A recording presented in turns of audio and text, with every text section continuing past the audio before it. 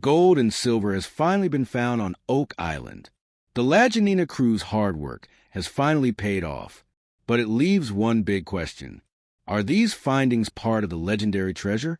Or is Oak Island known for its hidden riches, about to reveal a golden mystery that could change the Lagina crew's lives forever? Let's dive in and find out. It isn't pure silver, but it does have a bit of lead content. They only left these elements in because they show up really well on scans. What you're looking at here is a William III shilling silver. Same diameter, and it matches the design perfectly. That's a pretty significant find. It was only when the crew partnered with Dumas Contracting Limited that they began to rebuild the centuries-old garden shaft, believed to be the original depository of the long-lost treasure. There were solid reasons to believe that the treasure could be at the bottom of the shaft. First, they had discovered a collapsed secret tunnel just below the shaft. And second, this mysterious tunnel was running west toward the area known as the Baby Blob.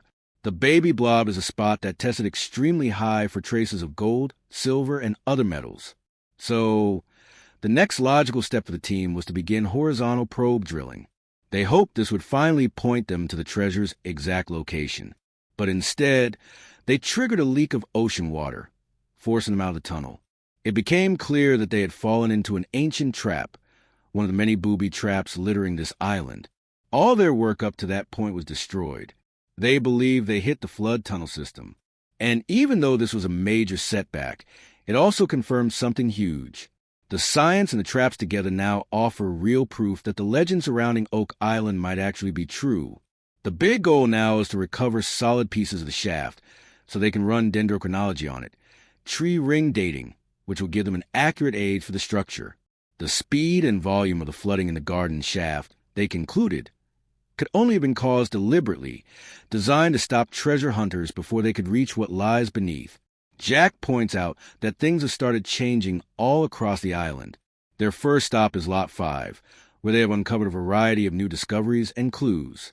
They found ancient structures no one even knew existed and artifacts dated from as far back as the 1200s all the way to the 1700s.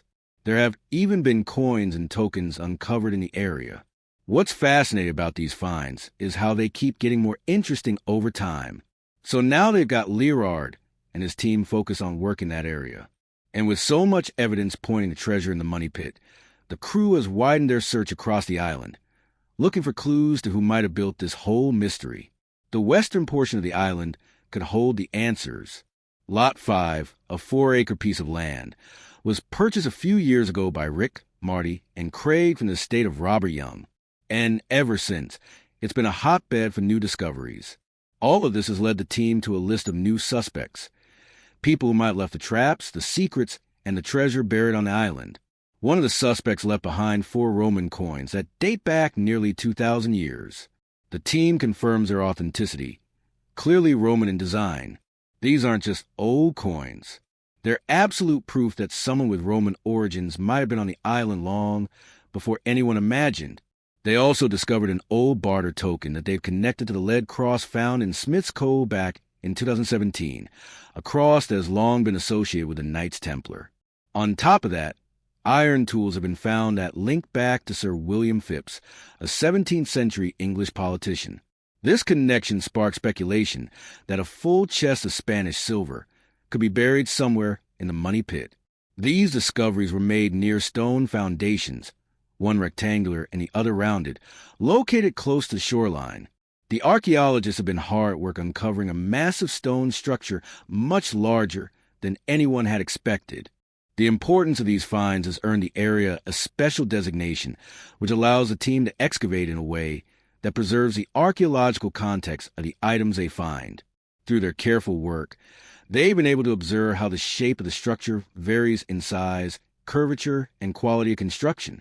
They've noticed that the newer sections have a very deliberate design pointing toward a long-term project that may have spanned several generations. The theory is that the people responsible for building the money pit might have lived in the area while constructing it.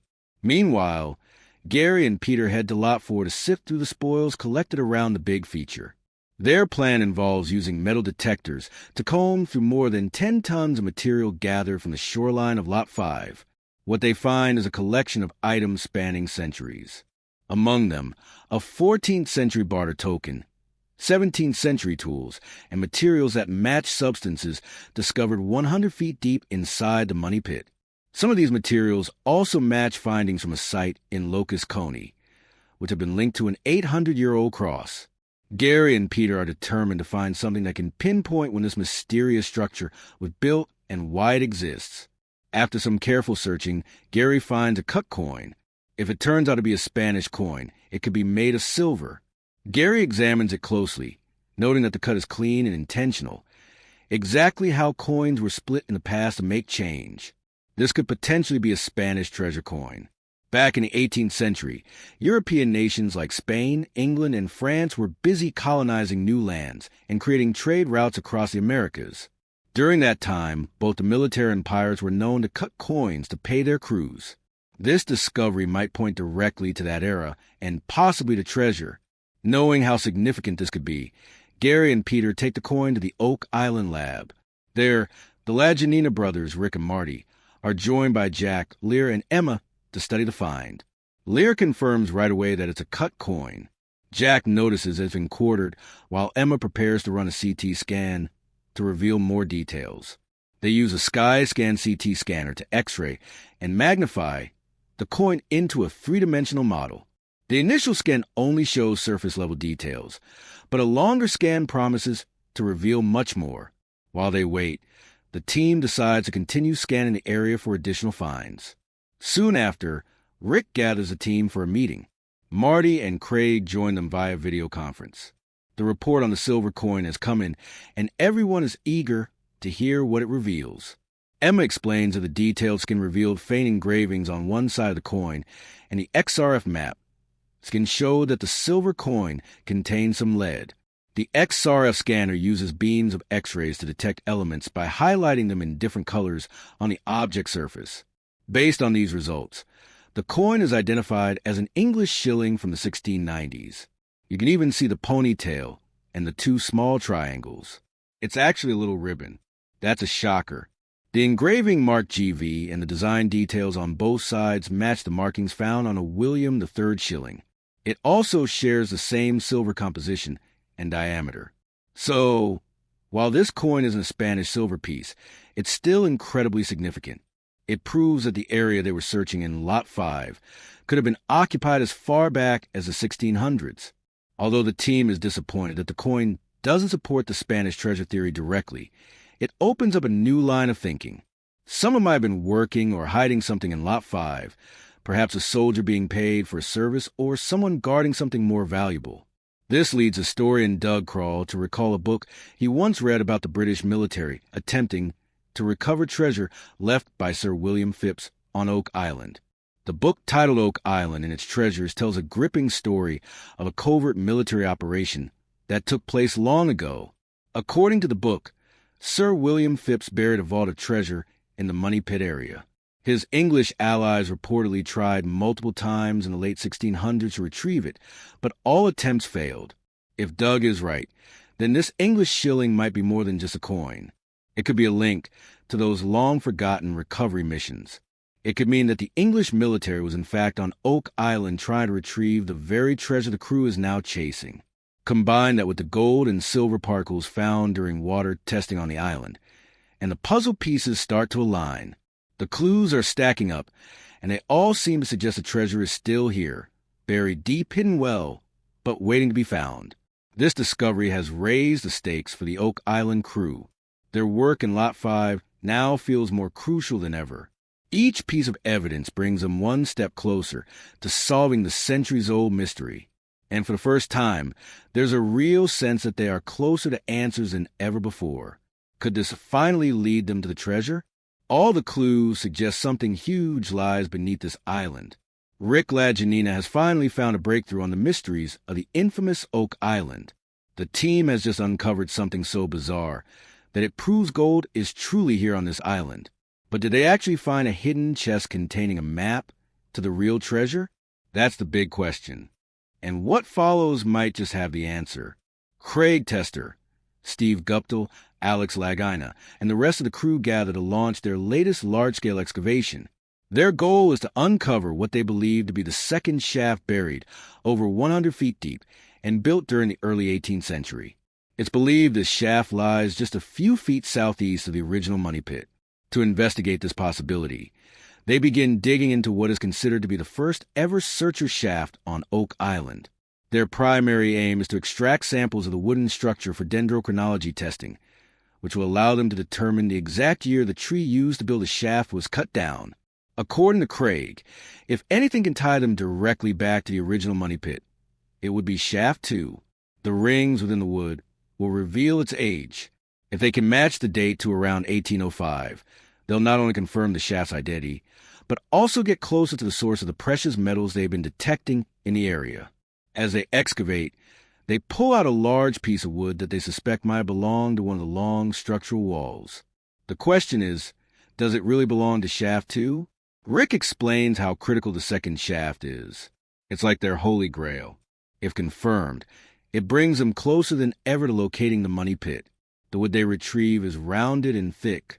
Craig notes that it appears to be from the outer section of the tree, which would be perfect for dating. They collect several wood samples just as Marty Lagina arrives on site.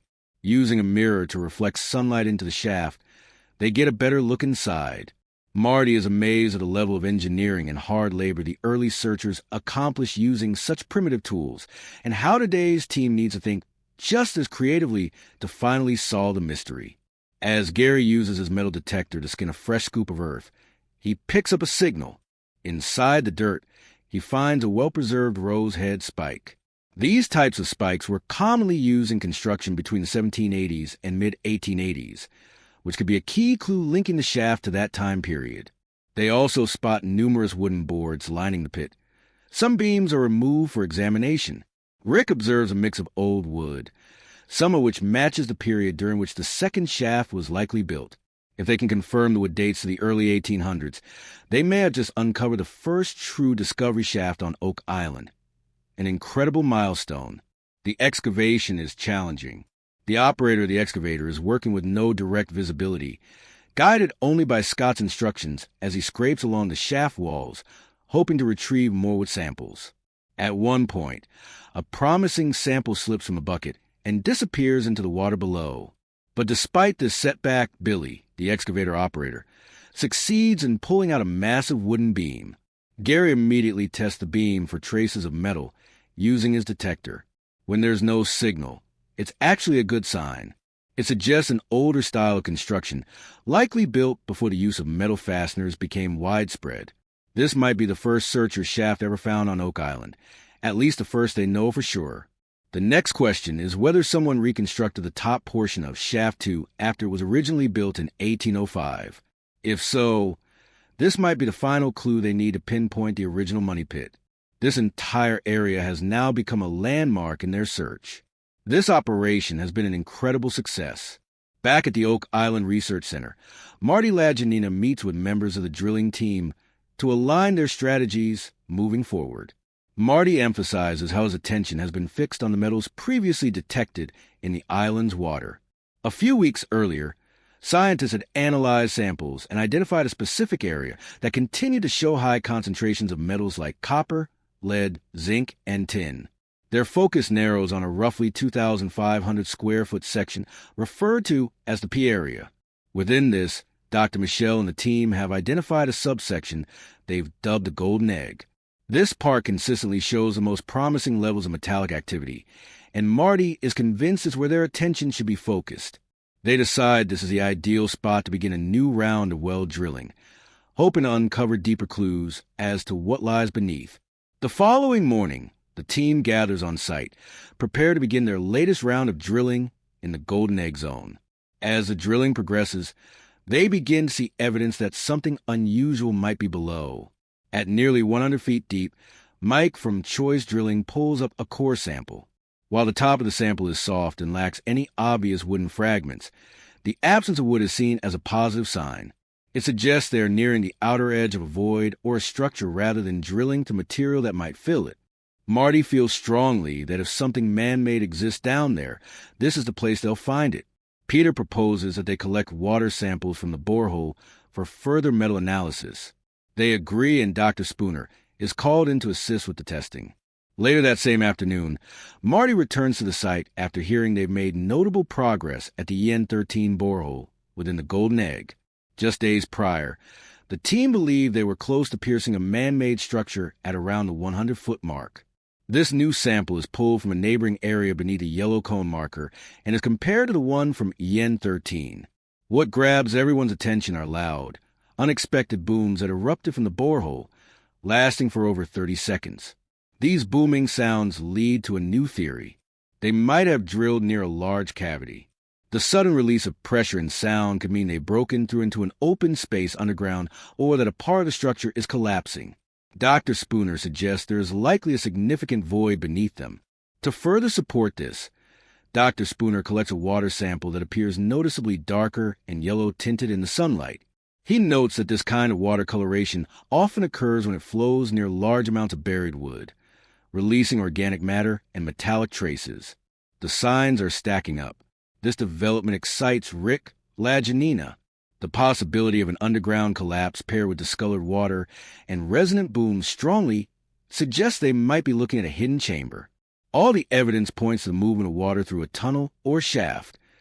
Key information in determining where these metallic traces are originating from. It seems the crew may be closing in on one of Oak Island's biggest secrets. They hope their next drilling spot will reveal even more. And as the island wanted to keep the momentum going, the very next day brings another fascinating discovery, a Roman coin.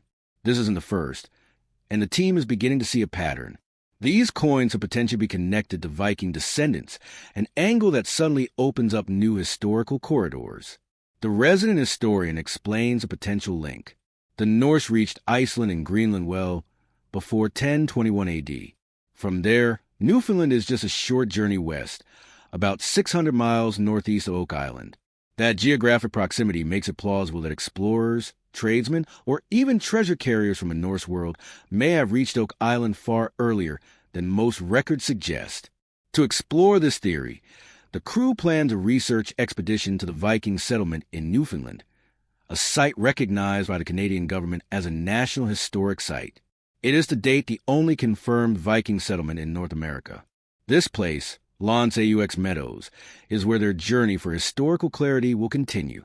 Rick Lagina underscores how critical the descendants of the Norse people are to understanding how old world artifacts and treasures might have ended up buried on a small island off the coast of Nova Scotia. As the team prepares for their trip, they discuss taking some of their recently found items with them, including a centuries-old arrowhead they believe may share stylistic similarities to Viking craftsmanship. Every artifact might be a puzzle piece waiting for the right context to snap into place. The historian adds another surprising detail. The Viking settlement in Newfoundland was only discovered in the 1960s. Marty laughs at the notion. If such a major historical find was hidden until so recently, who's to say what else might still be uncovered across the region? It opens the possibility that the Vikings, or perhaps even the Knights Templar aligned with them, could have continued beyond Newfoundland, eventually making landfall on Oak Island. According to some relics found on the island, evidence already supports this theory. Marty points out that if any significant activity happened on Oak Island around the 1200s or earlier, the list of candidates narrows significantly. Not many groups were known to have the ability or the reason to reach this part of the world. Vikings and their descendants are among the very few who did, and they may not have come alone. The idea that a Templar-Viking connection could have led to a hidden deposit of treasure on the island is gaining traction within the team. With another coin found recently on Lot 5 and the growing pile of historical clues, excitement is building fast. Alex Laginina is especially thrilled about the planned trip to L'Anse aux Meadows, even though he'll remain back on Oak Island for now. New perspective and understanding gained from exploring that Viking site could be pivotal in unlocking the long-held secrets of their own island. Each new clue, each artifact, each connection strengthens their determination. And though the treasure has yet to be uncovered, the